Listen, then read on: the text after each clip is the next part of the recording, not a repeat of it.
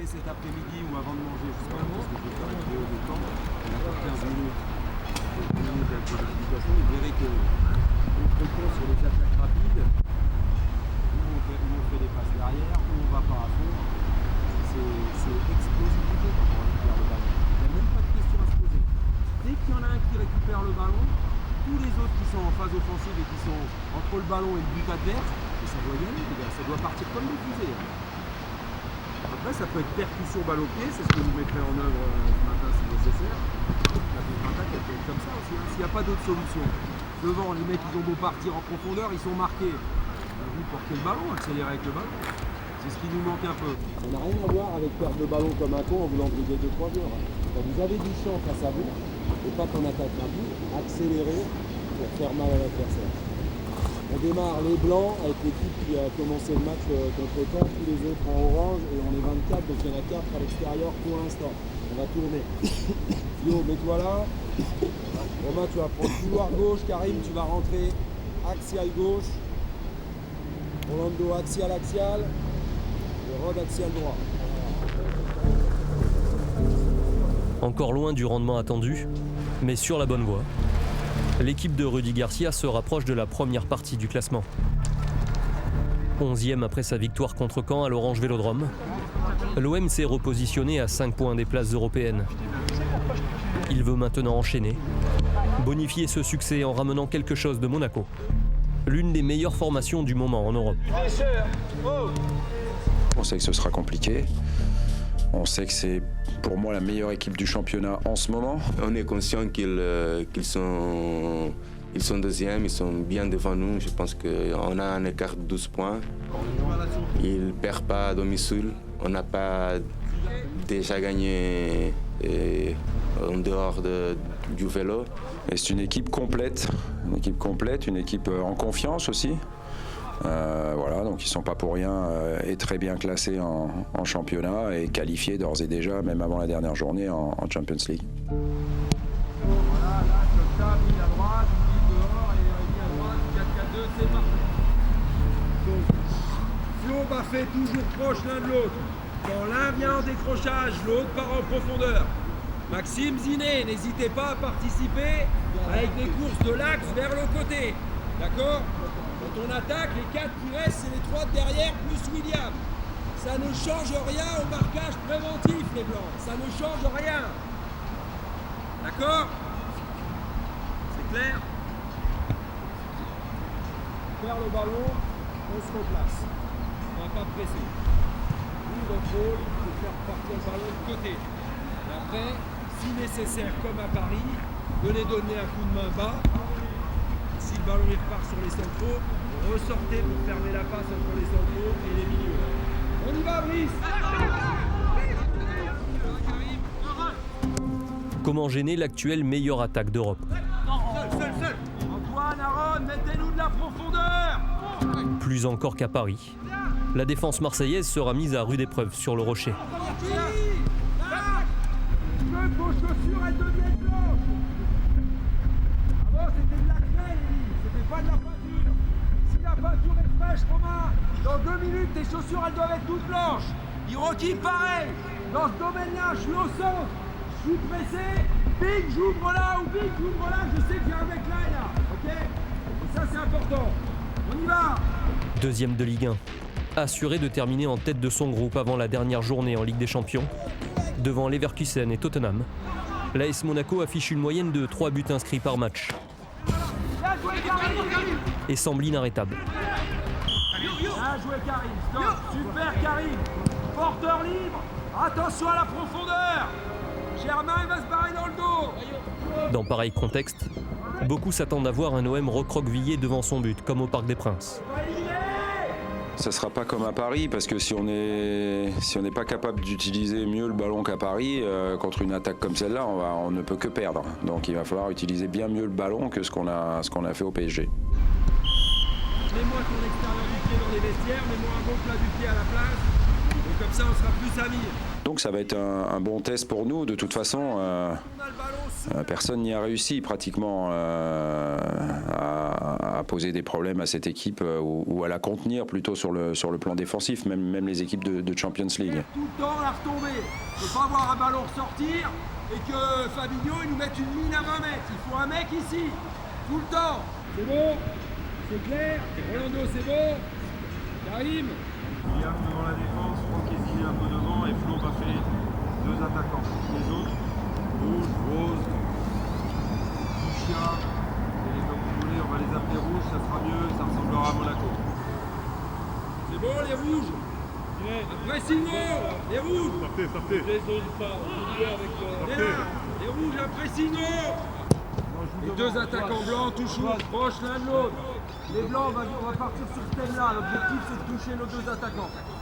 Pas n'importe quand et n'importe où, mais quand vous en avez l'occasion, trouvez l'un des 2 attaquants. Plutôt que d'attendre une issue inéluctable, Monte, haut et large. Bien joué, Hiro. Ok. Rudy Garcia veut surprendre. En parallèle d'un 4-4-2, il travaille en détail un 3-5-2 avec une défense à 3. Rolando, Fanny, Rekik. Va Flo. Percute, sortez. Bien joué, Karim. Et sur les ailes, Sakai et Alessandrini, destinés à faire les allers-retours. Bien, Karim. Ah, Lolo, tout seul. Voilà, comme ça. Bien joué.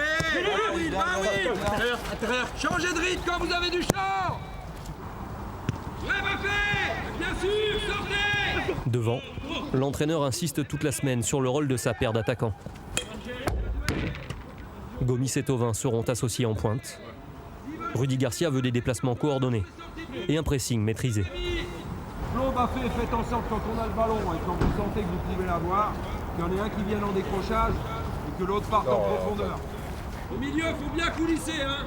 Rémi, Las, William, faut venir donner des coups de main côté ballon si on ne veut pas être en infériorité. Joue, coulisse, ligne de 4, coulisse. Enfin, le milieu de terrain. 3 joueurs officieront dans ce secteur. Diarra, Vainqueur et Lopez. Un trio que Rudy Garcia n'a pas pu utiliser jusque-là, à cause des blessures et autres suspensions. C'est là sans doute l'une des clés du visage que prendra l'OM de Garcia au fil du temps, partout où il est passé. Le coach s'est appuyé sur un trio solide et complémentaire au milieu de terrain. C'est vrai que le cœur du jeu, de mon jeu, est le milieu de terrain ou sera le milieu de terrain. Donc c'est quelque chose que je regarde de plus près. Ouais. C'est à eux de faire le jeu et c'est à eux aussi de protéger la défense. Juste une chose, pour celui qui jouera devant la défense. Là, c'est on joue à 3, on revient juste 2 secondes. Ce joueur-là, il n'a pas à s'occuper des 2 attaquants. Hein. On est déjà 3 derrière. Lui, il n'a pas à prendre le mec qui décroche. C'est fini, ça. Ce qu'il doit faire, là, c'est... Si William, il part là-bas, donner un coup de main à 3 contre 3, ou au moins être à 2 avec Romain, lui, il vient, il prend au milieu, et il sert ici. Et Max, l'autre, il vient à 2 milieux comme ça. Hein. Là-bas, on s'en fout, ça tourne, bah, faut cavaler, les gars. Max, il ira là-bas au bout. Là, s'il viendra comme ça donner un coup de main, et William, il viendra à 2 milieux. Et moi, ce qu'il fasse ici avec Aaron et Baffé Gomis, c'est pas mon problème. C'est le problème des 3, là. C'est clair? C'est important, hein. Parce que si on perd ce joueur-là, parce qu'il commence à prendre les attaquants qui décrochent, les 2, là, on va exploser en vol, hein. Ok? On a besoin des 3 milieux, hein. Et on a besoin de coulisser vite pour les faire, les renversements de jeu. Donc, si on a besoin pour équilibrer les côtés, ça va, Max, maintenant. Pour aider Bouba et pour aider Romain, on jouera ligne de 4. Ça change pas grand-chose si ce n'est que notre attaquant il va être esselé. Voilà. Et que Gemerson il fait mieux le jeu que Glick. Attention, on ferme un peu plus Rolando. Si lui il y va, c'est moins. Mais bon, on continue, 5 minutes, on y va, Brice, allez. Mettons entre les deux, ferme. Outre le plan de jeu et les consignes tactiques, il faudra une rigueur de tous les instants pour empêcher la machine rouge et blanche de se mettre en marche. Sur la pelouse du stade Louis II, le moindre relâchement pourrait être lourd de conséquences.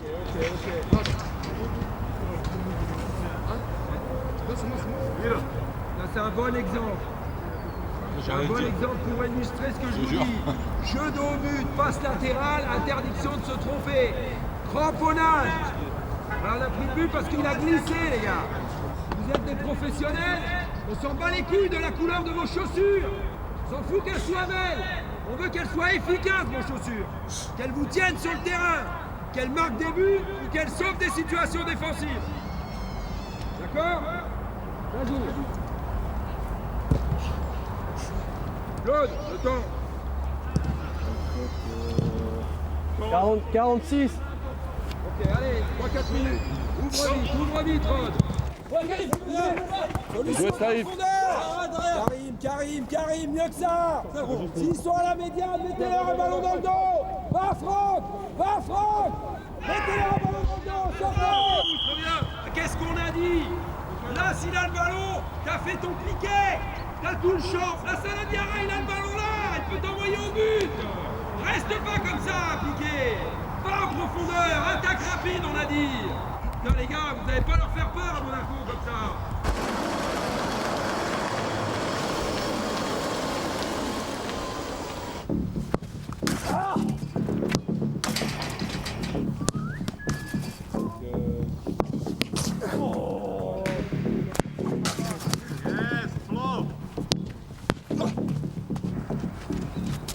Dernier point à ne pas négliger, la précision des frappes au but. Contre Caen, l'OM a marqué sur le seul tir cadré des 14 tentatives. Il faudra se montrer plus réaliste contre une équipe qui concédera peu d'occasions.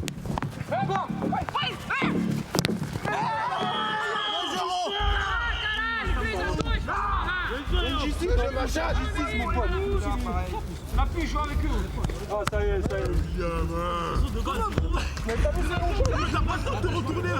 Depuis que je suis arrivé, j'insiste, mais on cadre trop peu. Et quand on sera capable d'avoir un pourcentage de tirs cadrés bien meilleur, à condition d'en avoir aussi un nombre assez important de tirs, mais contre Caen, par exemple, 14 tirs, c'est pas fantastique. C'est largement suffisant pour gagner un match, plus largement que par un but d'écart. C'est des stats intéressantes. Je crois qu'on a eu 9 corners. On a centré entre 30 et 40 fois. On a frappé 14 fois au but. Mais le chemin sera long et il faut être patient et ça se construit. Ça, c'est une évidence aussi. Ne serait-ce qu'en termes de confiance, hein, pas forcément en termes de joueurs. Vous verrez que c'est un mot qui reviendra souvent quand on se verra en conf de presse ou en entretien. La confiance pour une équipe et pour un joueur, c'est capital. C'est capital. C'est pas, un joueur n'est pas le même s'il est en grande confiance ou s'il l'est moins. Une équipe, c'est exactement la même chose. Et le grand danger de Monaco en ce moment, c'est ça. C'est sa confiance.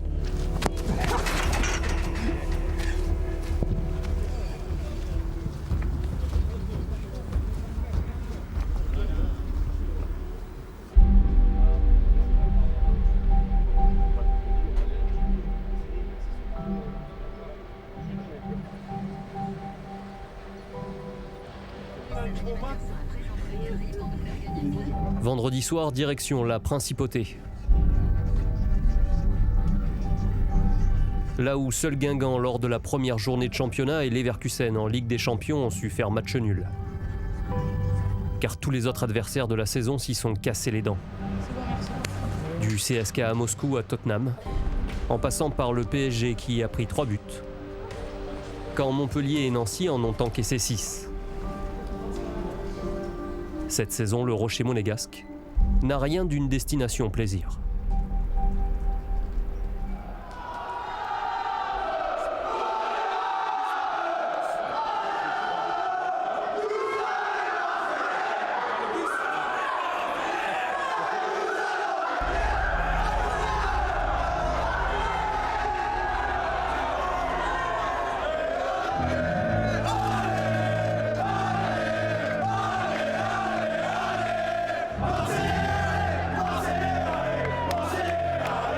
Conscients de l'ampleur de la tâche, les supporters marseillais accompagnent leur équipe au plus tôt. Leur voix résonne dans les rues monégasques, comme dans les gradins du stade Louis II à partir de 15h.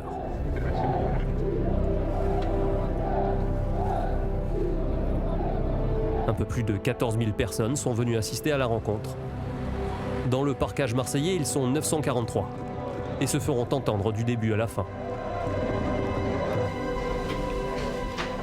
Bafé Gomis et ses coéquipiers veulent leur faire honneur. La tâche sera compliquée, mais interdit de ne pas y croire avant le match. Même si Monaco est sur son petit nuage depuis plusieurs semaines. L'OM ne veut plus se contenter d'un sans faute à domicile il doit aussi prendre des points à l'extérieur. On doit se racheter encore une fois. C'est pas le tout de gagner à domicile, les gars. On a perdu 3-1 à Montpellier, il faut aller chercher des points à l'extérieur. C'est pas normal qu'à la mi-chemin de cette première partie, on n'ait pas encore gagné. Si on a de l'ambition. Le 11 de départ olympien correspond au travail aperçu la veille. Mais pour le dispositif, Rudy Garcia et son staff veulent brouiller les pistes. L'OM va en effet débuter dans un 4-4-2 et presser haut les Monégasques dans un premier temps. L'idée est de surprendre l'équipe de Leonardo Jardim. Le plan est bien huilé, mais attention aux grains de sable contre un tel adversaire.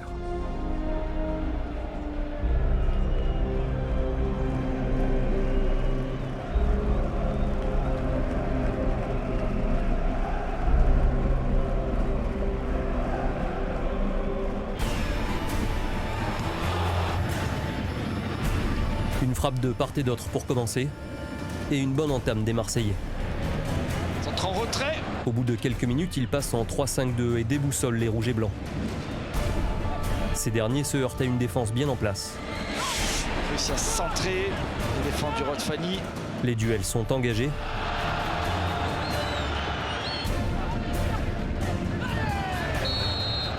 Le face-à-face est alors équilibré. Le plan de Rudy Garcia fonctionne jusque-là. Pendant 20 minutes, on est bien.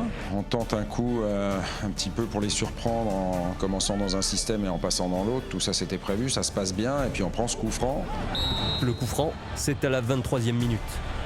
Une vingtaine de mètres. Plein axe pour Gabriel Bocchiglia. C'est frappé. Et voilà.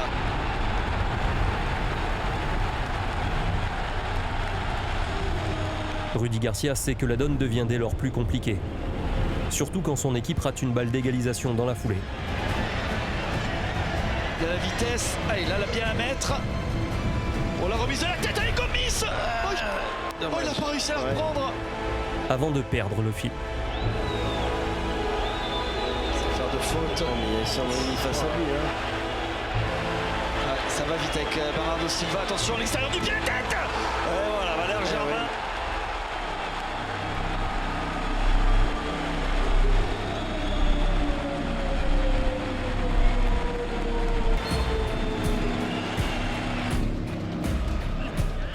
Bien défendu ça, ce ballon avec Diarra, Thauvin qui peut accélérer. Les Marseillais gardent la volonté de renverser la partie. Mais cela ne suffit pas à contenir un adversaire en pleine confiance.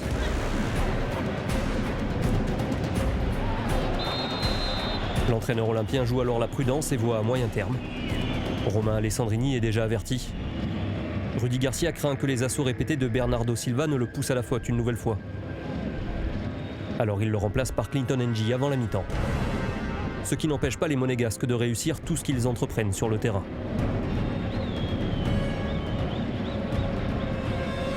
Attention avec Sidibé qui est monté.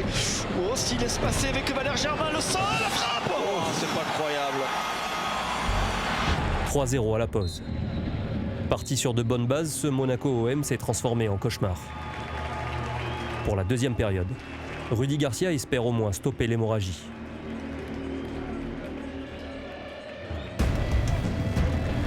Gillon touche la déviation, attention, avec ce ballon récupéré. Oh, la frappe qui est contrée, c'est pas terminé, la tête. Oh, l'arrêt. Monaco frappe plusieurs fois au but dès la reprise. Frappe derrière. Mais le match perd en intensité. Attention, la frappe. On sent que le résultat est joué. Même si l'OM tente d'arrondir les angles. La deuxième période, elle était très ennuyante, mais au moins on voulait ne pas prendre de but et ne pas perdre la deuxième période.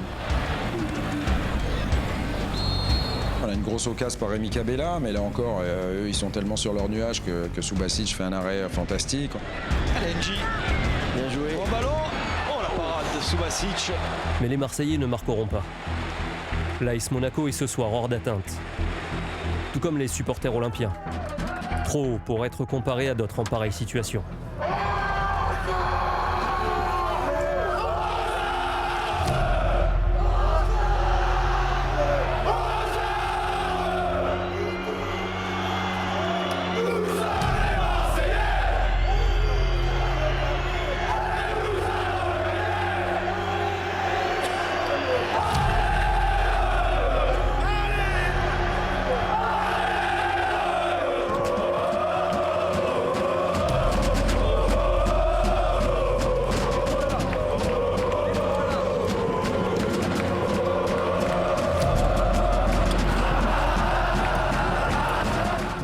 derniers instants de la partie. L'équipe de Jardim accélère pour inscrire le 4e but. Hiroki Sakai s'arrache pour effectuer un sauvetage miraculeux. Ouais, le contre favorable et le sauvetage. Mais là encore, cela ne suffit pas. Ouais, attention, c'est pas terminé. Il n'y a pas de position de hors-jeu. Attention, un petit ballon piqué, la tête, et on y est. Et voilà, comme à l'entraînement, ça fait 4.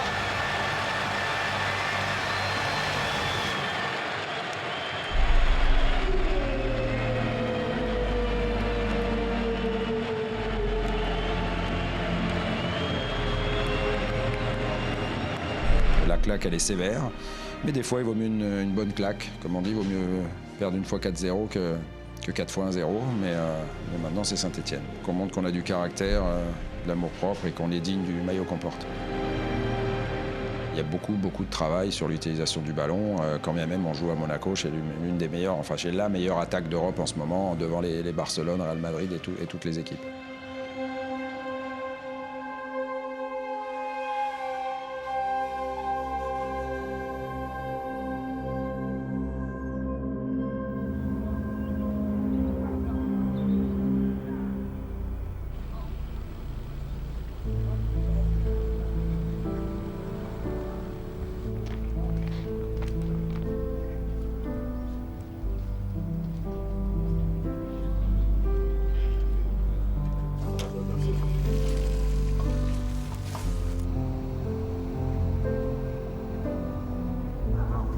Retour au travail, moins de 12 heures plus tard.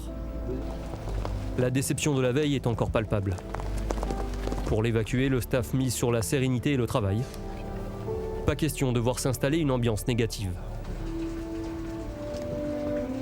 Ça va, Hiroki?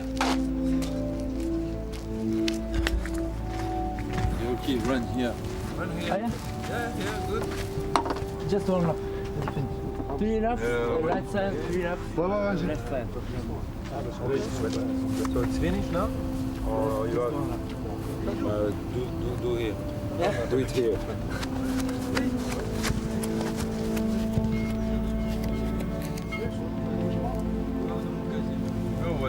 Hein?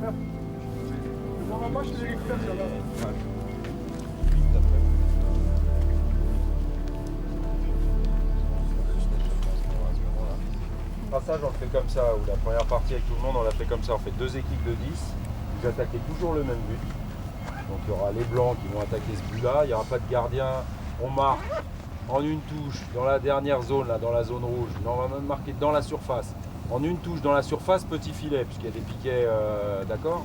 Et dans la zone rouge, c'est que du jeu en une touche, d'accord. Une fois que vous avez marqué ou fini l'action, vous revenez tous dans la même moitié de terrain, dans la vôtre.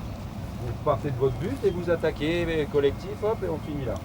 L'équipe blanche qui attaque là-bas, Clinton, Aaron, Bounin, Ziné, Max, Jérémy au milieu, Karim, Gaël, Rod et Bouba. Et les autres en bleu, devant Bappé, Rémi, Romain, Saïf au milieu. Il a fallu gérer cette défaite, cette lourde défaite à Monaco, et la gérer aussi psychologiquement. Donc il y a eu des moments pour être dur, il y a eu des moments pour rassurer les joueurs. J'ai fait en sorte de solder entre guillemets le match le lendemain. On a fait une longue vidéo, les joueurs ont vu, ils étaient tous abattus, ce qui est plutôt une bonne chose dans un sens, parce que ça prouve que ça fait mal de prendre une lourde défaite, même si je la trouve beaucoup trop lourde sur le déroulement du match. Mais c'est comme ça, on l'a prise, donc il faut oui être abattu, mais surtout pas renoncer et montrer qu'on a du caractère, voilà, de la fierté, de l'amour-propre. C'est ce qu'on a fait contre Caen après la défaite à Montpellier. Par contre, ce qui est intéressant, c'est de voir la qualité des hommes, la qualité d'un groupe à sortir d'un moment difficile. Donc par exemple, ça peut être une défaite comme on l'a connu à Monaco. Ça, c'est intéressant parce qu'on apprend beaucoup sur son groupe et beaucoup sur ses hommes et aussi beaucoup sur soi-même. Ceux qui ont joué hier, tranquille, déroulez. Une touche dans la zone rouge. Une semaine à 2 matchs s'annonce. L'occasion d'effacer le revers à Monaco en quelques jours. 6 points en jeu pour faire un bond au classement et s'éloigner de l'actuelle 12e place. Mais la tâche ne s'annonce pas facile. Avant de recevoir Nancy dimanche, L'OM se rend à Geoffroy Guichard mercredi pour affronter Saint-Etienne. 3e meilleure défense de Ligue 1. Je répète ce que j'ai dit aux joueurs et ce qu'il faudra qu'on soit capable de faire. Alors c'est dommage, on avait commencé contre Caen la série, mais on n'a pas été capable de la suivre à Monaco. Donc il va falloir de nouveau gagner un match rapidement. Et même si on sait qu'à Saint-Etienne, ça va être très difficile. Parce que Saint-Etienne, dans son chaudron, est une équipe performante. Voilà. Après, les positions sont tellement serrées, les équipes sont tellement proches les unes que les autres que Saint-Etienne est passé 8e avec 21 points en gagnant à Angers. Donc je l'ai toujours dit, il faut être capable de faire des résultats positifs, ce qu'on n'a pas été capable de faire à Monaco. Donc on ira, si possible, à Saint-Etienne dans un 2e déplacement d'affilée, prendre des points là où on n'a pas été capable de le faire la journée d'avant.